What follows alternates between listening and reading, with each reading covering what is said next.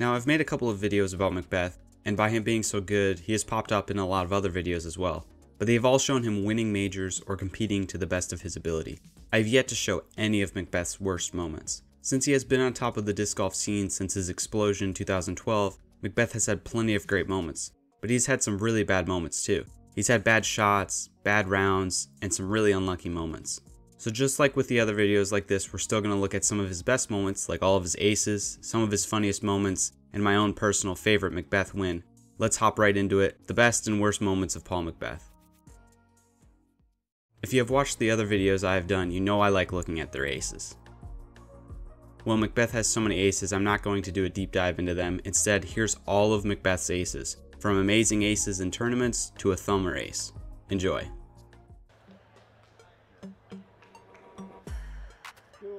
Do it! Oh! Yeah! Yeah!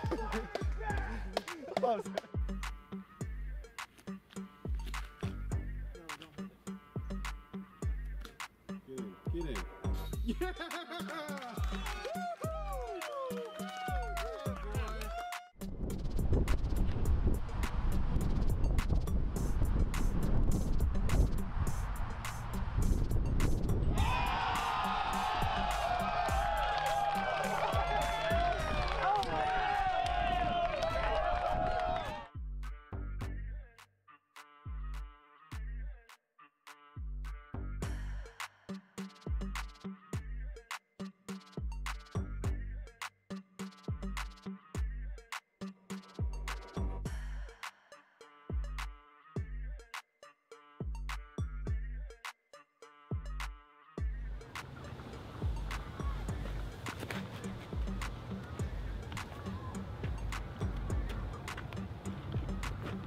Oh, ace! No way. Oh, Did it go in? Yeah.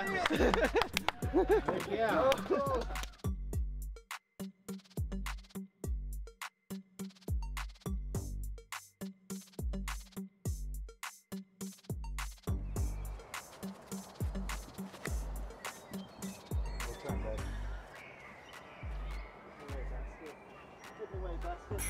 Wow! I believe he's throwing that Champ Thunderbird again. He's thrown it well all day. Mm-hmm. That is tracking.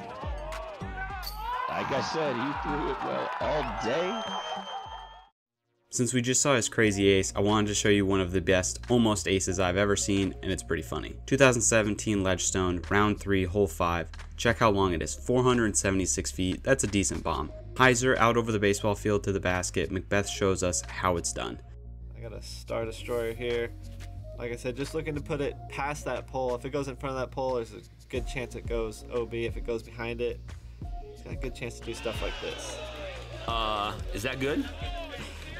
Is that it? Funny how that destroyer seems a bit destroyed.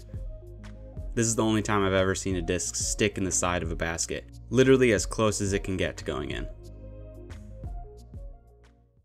Like I said earlier, I've covered plenty of McBeth's wins, from majors to playoffs. I've done it, but I haven't shown you guys my favorite win.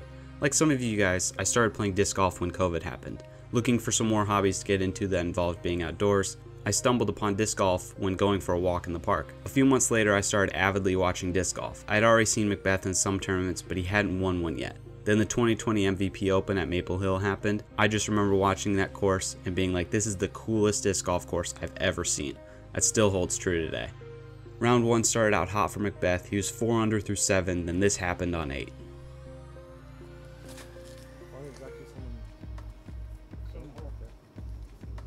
Heiser, got it. Whoa! Yeah, buddy! Oh my god, I got that on video. Yeah, dude. Back 9 was tough. He finished the first round at 6 under, 3 shots back of the lead. Round 2, we go back to the hole that McBeth aced previously, and a little bit of drama would ensue.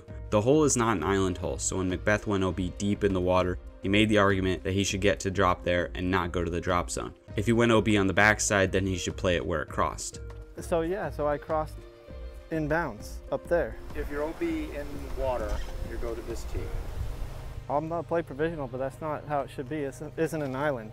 Take it from here, but because I landed right there, I take it from back there. That's not the rule, Steve. I just remember being like, yeah, Steve, that's not the rules. Meanwhile, I know nothing about the rules, just a fan of McBeth, rooting for him to win the tournament. McBeth makes double. He would come back strong, shooting 6 under on the back nine to get into second place going into the final round. McBeth was 2 shots back of Ricky Wysocki. They would battle it out on the front nine, McBeth getting the upper hand, shooting 5 under to tie for the lead with 9 holes to go. McBeth would set a pace that no one could keep up with. While he climbed deeper and deeper under par, Ricky stayed where he was at. McBeth would finish the round with 10 under par, winning by 4 shots. This was his final shot of the tournament. 100 feet away from it. Just need to lay this one up, but I don't think he's laying it up. Yes. Wow. Well, that's a grand slam at the bottom of the ninth when you're already up 5 runs. That's what you call a putter. McBeth has had some unlucky moments in his career. Bad rollaways, even though he wins the tournament. Bad luck happens. It's disc golf, not everything is going to go your way. For the 2022 season, the Disc Golf Pro Tour added these plastic coverings around the pole underneath the basket. They kind of look like trash cans. Most of the time when you see shots hit them, they can bounce off. This happened to McBeth at Jonesboro in the final round. Over 100 feet. Paul's not going to have any part of that layup game. Oh, this looks perfect. So good. Get in. Oh, no! Oh. That is such a harsh break. And I really think there's no way that happens on a normal pole. No. That hole is really hard to birdie, and a great shot like that should not be OB. Some things are out of McBeth's control, like that, but some are not, like the effort you give. We all have bad rounds, even the greatest of all time, but we must not give up. McBeth gave up a little bit at the 2021 Ledgestone. Round 2 started with McBeth just 1 shot back of the lead. The front nine wouldn't go great for McBeth, couple errant shots and some par saves just made for an average start, but then the back nine happened. Frustration had already set in with McBeth after his putt on 10 would chain out. Then we get to the extremely tough hole 12, where McBeth's drive would take a really bad kick and head into the woods. He would fight back to get into position. His upshot for par would go a little wide, leaving him this putt for a bogey. Like the Dickerson shot, it was one that he should have made. That one leaked a little bit, and this is what he has left, and that's not going in, and that's a double bogey 7. He does make a great par save on the 14th hole, then hole 15 happened.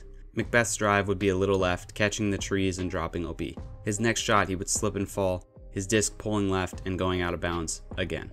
McBeth would give up at this point, hurrying to the next shot to just drop his bag and throw. He would finish with a triple on the hole, looking to just move on. And now he's just going to putt this. Look at that, 1 second. He's ready to go to 16. Hole 17, he would hit another tree, kicking OB. Again, he hurries to the next shot, just trying to get it over with. This is the only time I've seen McBeth like this. Not many players act like this when they start playing bad. Everyone has bad rounds, even the greatest.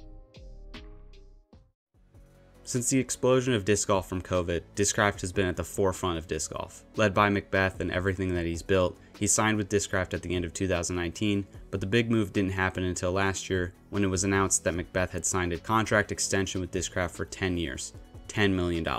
Huge money for the sport. The pull from this contract would not only lead to McBeth making a huge amount of money, but think of what it's done for the players around him. Ricky Wysocki signed a 4-year, $4 million contract. It was inevitable that the top players at the forefront of disc golf would be signing big contracts, but McBeth was the first.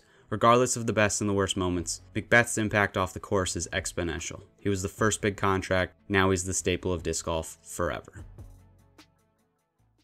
Thanks for watching, guys. As always, if you liked the video, make sure to check out my channel. I've done a couple of other videos just like this one, so if you enjoyed it, make sure to check that out, and we'll see you next time.